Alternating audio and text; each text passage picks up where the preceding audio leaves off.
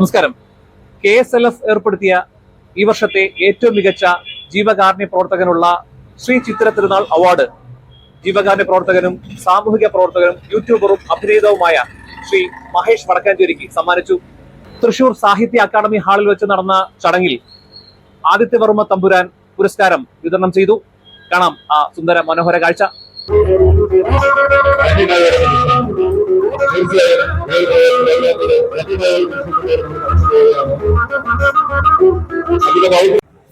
ഞാൻ സംഘീയല്ല, ഞാൻ RSSന്റെ പ്രവർത്തകനല്ല, ഞാൻ നിഷ്പക്ഷപാതിയായ ഒരു മനുഷ്യ സ്നേഹിയായ ഒരു മനുഷ്യനാണ്.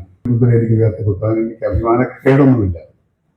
ഏതായാലും അങ്ങനെ ഒരു കൂട്ടായ്മയിലേക്കാണ് നമ്മൾ എന്താണ് ഈ ഒരു ധർമ്മച്യുതിക്കെതിരെ പോരാടേണ്ടത്. വേദിയിലിരിക്കുന്ന മഹത്വ്യക്തികളെ, കൂടിയിരിക്കുന്ന സദസ്സിന് നമസ്കാരം. വളരെ സന്തോഷപൂർവ്വം ഇവിടെ ഈ ചടങ്ങിന് വരാൻ പറ്റി. എന്നെ വിളിച്ചതിൽ അതിലും സന്തോഷമുണ്ട്.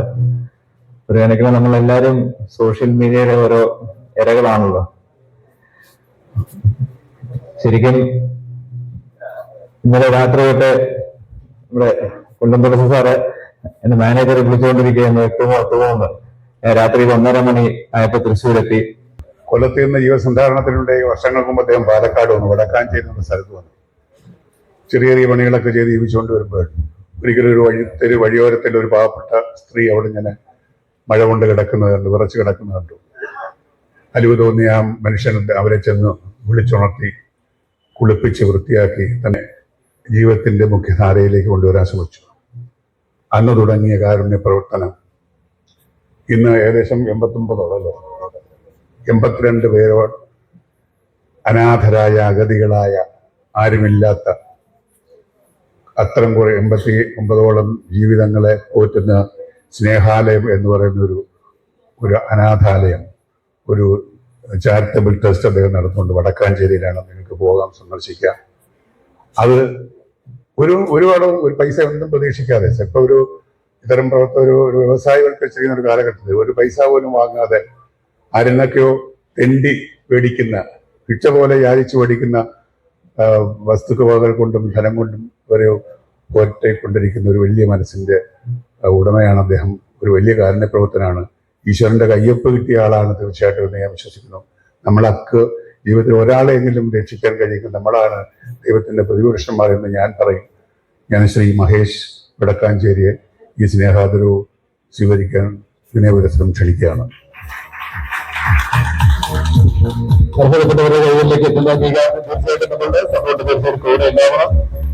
വളരെ സന്തോഷകരമായിട്ടുള്ള ഒരു നിമിഷം കടന്നു പോകുന്നു. അദ്ദേഹത്തിന്റെ പുരസ്കാരം ആ ഒരു ആത്മസമർപ്പണത്തിനുള്ള പുരസ്കാരമാണ്. ഉയർന്ന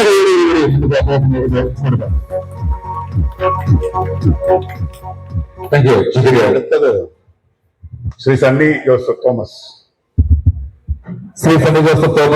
അദ്ദേഹം ഞങ്ങൾ വേദിയിലേക്ക് ആദരപൂർവ്വം ക്ഷണിക്കുകയാണ്.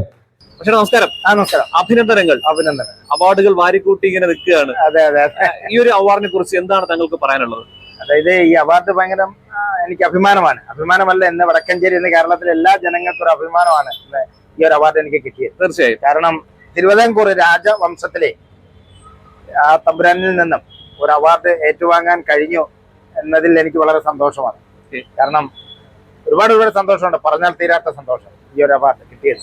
ഏത് കാറ്റഗറിയിൽ ഈ അവാർഡ് നമുക്ക് കിട്ടിയത്? അതായത് കിട്ടിയതിൽ പറഞ്ഞാല് ജീവകാരുണ്യ പ്രവർത്തനം ആണ് എനിക്ക് ഈ അവാർഡ് കിട്ടുന്നത്. കാരണം ജീവകാരുണ്യ പ്രവർത്തനം എന്ന് പറയുമ്പോൾ 26 വർഷത്തെ ചാരിറ്റി പ്രവർത്തനത്തിൽ എനിക്ക് കിട്ടിയ ഏറ്റവും വലിയൊരു അംഗീകാരമായിട്ടാണ് ഞാനത് കാണുന്നത്. കാരണം തെരുവോരങ്ങളിൽ കിടക്കുന്നവരും, വൃദ്ധസദനത്തിൽ കിടക്കുന്നവരും, പട്ടിണി കിടക്കുന്നവരും, അങ്ങനെ പറയാൻ ഒരുപാട് ചാരിറ്റി നിലയ്ക്കാത്ത പ്രവർത്തനം ചെയ്യുന്നതിന്റെ ഭാഗമായിട്ടാണ് എനിക്ക് ഈ അവാർഡിന് അർഹനായത്. തീർച്ചയായും ഇനിയും ഒരുപാട് അവാർഡുകൾ താങ്കൾക്ക് വന്നു ചേരട്ടെ എന്ന് ആശംസിക്കുന്നു. തീർച്ചയായിട്ടും സന്തോഷം.